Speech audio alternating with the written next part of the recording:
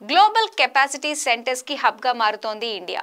జీసీసీలంటే పెద్ద కంపెనీలకు అసిస్టెంట్ పనులు చేసేవేగా అన్న పేరు నుంచి సర్వీస్ ప్రొవైడర్లుగా మారాయి. ఇప్పుడు కోట్ల రూపాయలు పెట్టుబడులు, వేల సంఖ్యలో ఉద్యోగాలు కల్పిస్తుండటంతో దేశాలన్నీ ఈ జీసీసీల కోసం పోటీ పడుతున్నాయి. ఇండియాలో అయితే జీసీసీలను ఆకర్షించే విషయంలో హైదరాబాద్ డామినేషన్ స్పష్టంగా కనిపిస్తోంది. ఇది ప్రారంభం మాత్రమేనని ముందు ముందు మరిన్ని జీసీసీలు భాగ్యనగరానికి క్యూ కడతాయంటున్నారు. విభిన్న ఆలోచనలు కొత్త అవకాశాలకి ఇన్వెస్ట్మెంట్స్ కి డోర్ ఓపెన్ చేస్తున్నాయి. టెక్నాలజీ సెక్టార్లో ప్రస్తుతం హాట్ టాపిక్ గా మారాయి జీసీసీలు. కంపెనీల హెడ్ క్వార్టర్స్ కి అవుట్ సోర్సింగ్ ప్రాసెస్ సర్వీస్ ని అందించడానికి ఇతర దేశాల్లో ఏర్పాటు చేసే ఈ సహాయ కేంద్రాలు సంస్థలకి భారీ ఆదాయాలు సమకూర్చి పెడుతున్నాయి. ఆదాయంతో పాటు ఉపాధి కల్పిస్తుండటంతో ఈ గ్లోబల్ కెపాసిటీ సెంటర్లను దక్కించుకోవడానికి అందరూ పోటీ పడుతున్నారు. ప్రపంచ దేశాలతో పోల్చితే ఇండియా ఇప్పటికే జీసీసీలకు క్యాపిటల్గా మారుతోంది. ఫ్యూచర్లో మరిన్ని గ్లోబల్ కెపాసిటీ సెంటర్స్ ఏర్పాటవుతాయని, 2025లో వీటి ఏర్పాటులో 14% వృద్ధి ఉంటుందని అంచనా వేస్తున్నారు అనలిస్టులు. అంతేనా, జీడీపీలో 4.5% వాటా జీసీసీలదే అని చెబుతున్నారు. ఇక భారత్లోని ఐటీ, ఐటీఎస్, ఐసీటీ సెక్టార్లలో జీసీసీలు భారీ ఆదాయాలను నమోదు చేస్తున్నాయి.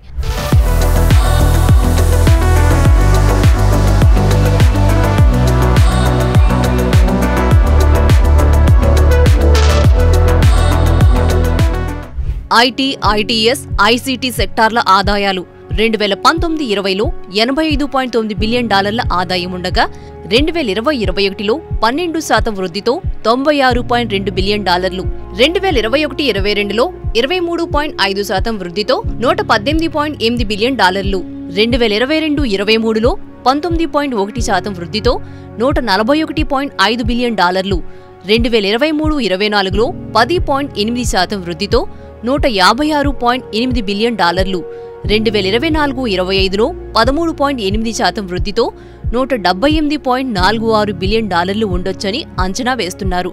ఇక జీసీసీలకు వచ్చే ఆదాయాన్ని బట్టి వాటిని రకరకాలుగా విభజించారు. వీటిల్లో $1 బిలియన్ అంతకు మించి రెవెన్యూస్ ఉన్నవి గిగా సెంటర్ల లిస్టులో ఉన్నాయి. Amazon, Microsoft, Google, Walmart, JP Morgan లాంటి జైంట్ కంపెనీలన్నీ ఈ గిగా జాబితాలోవే. రెవెన్యూ $100 మిలియన్ నుంచి $1 బిలియన్ మధ్య ఉన్న సంస్థల్ని మిడ్ టైర్ సెంటర్లుగా పరిగణిస్తున్నారు. ఇందులో Nvidia, master card, Texas instruments, marks లాంటి కంపెనీలున్నాయి. ఇక $100 మిలియన్ రెవెన్యూ ఉన్న కంపెనీలు స్మాల్ సెంటర్స్ జాబితాలో ఉండగా, $10 మిలియన్ ఆదాయమున్న సంస్థలు టైనీ సెంటర్ల జాబితాలో ఉన్నాయి. గిగా సెంటర్లకి 24 జీసీసీలు, మిడ్ టైర్ సెంటర్లకి 177 జీసీసీలు, స్మాల్ సెంటర్స్కి 364 జీసీసీలు, టైనీ సెంటర్స్కి 1235 అంతకు మించి జీసీసీలున్నాయి.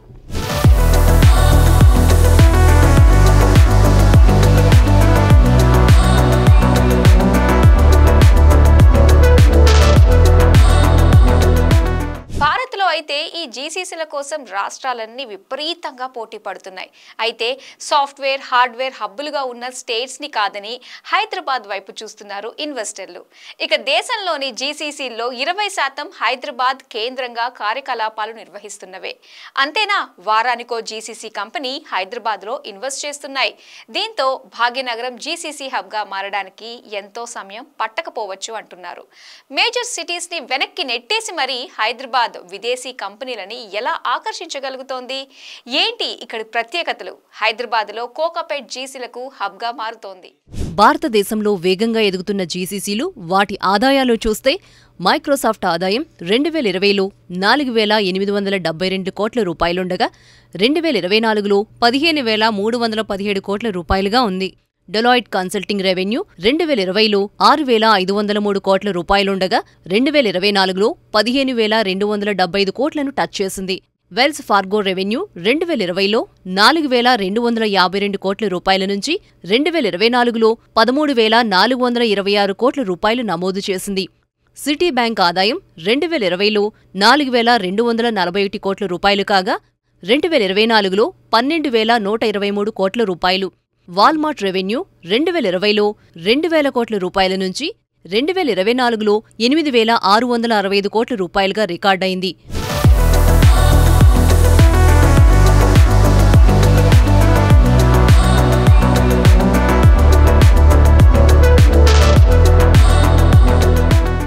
డాయిష్ బ్యాంక్ 8,313 కోట్లు, మోర్గాన్ స్టాన్లీ 6,934 కోట్లు, ఏఎండి ఇండియా 3,904 కోట్లు, సర్వీస్ నౌ 3,834 కోట్లు, ఈపీఏఎం సిస్టమ్స్ 2,507 కోట్లు, కామన్వెల్త్ బ్యాంక్ ఆఫ్ ఆసియా 2,019 కోట్లు, టీ సిస్టమ్స్ 1,302 కోట్లు, వోక్సో వ్యాగన్ 781 కోట్లు, ఎయిర్ బిఎన్బి 649 కోట్లు, కార్డినల్ హెల్త్ 210 కోట్లు ఆదాయాన్ని నమోదు చేశాయి.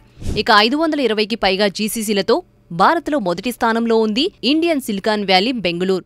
ఆ తర్వాత స్థానం హైదరాబాద్దే. ఇప్పటి వరకు ఐటీ రంగంలో దూసుకెళ్లిన హైదరాబాద్ తన ఫోకస్ను ఆర్టిఫిషియల్ టెక్నాలజీ మీద పెట్టింది. 2024లో దాదాపు వారానికో GCC ఏర్పాటైందంటున్నారు IT minister Duddilla Sridhar Babu. ఇప్పటి వరకు 355 జీసీసీలు ఉన్నాయని, ఫ్యూచర్లో ఈ సంఖ్య మరింత పెరుగుతుందని చెబుతున్నారు.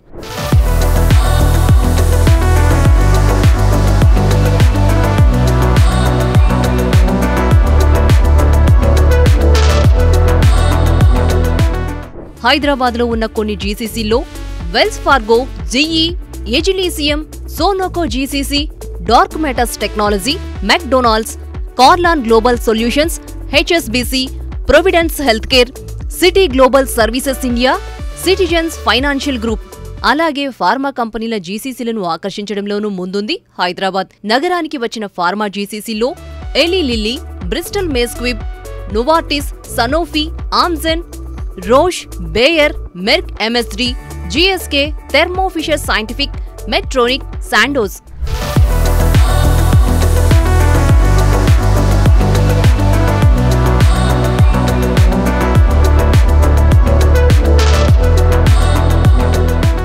అలాగే బయోటెక్నాలజీ, ఫార్మాస్యూటికల్ రంగానికి సైతం ప్రధాన కేంద్రంగా ఉంది. ఇతర రాష్ట్రాల్లోని ఉద్యోగులు తరచూ కంపెనీలు మారుతుండటంతో కంపెనీలు తమ జీసీసీలని హైదరాబాద్లో ఏర్పాటు చేయడానికి ఆసక్తి చూపిస్తున్నాయి. ఫ్యూచర్ అంతా AI, data analytics, cyber security, cloud computing, రోబోటిక్స్లదే. అలాగే టెక్నాలజీ, లైఫ్ సైన్సెస్, కన్సల్టింగ్ రంగాలకు డిమాండుంది. వీటిలో నైపుణ్యం సాధిస్తే చాలు కంపెనీలు వెదుక్కుంటూ వచ్చి జీసీసీలను నెలకొల్పడంతో పాటు ఉద్యోగులకు భారీ జీతాలు ఆఫర్ చేయటం ఖాయం. ఈ రంగాలకు చెందిన నిపుణుల లభ్యత పుష్కలంగా ఉంది కాబట్టే జీసీసీల్లో హైదరాబాద్కు అంత డిమాండ్.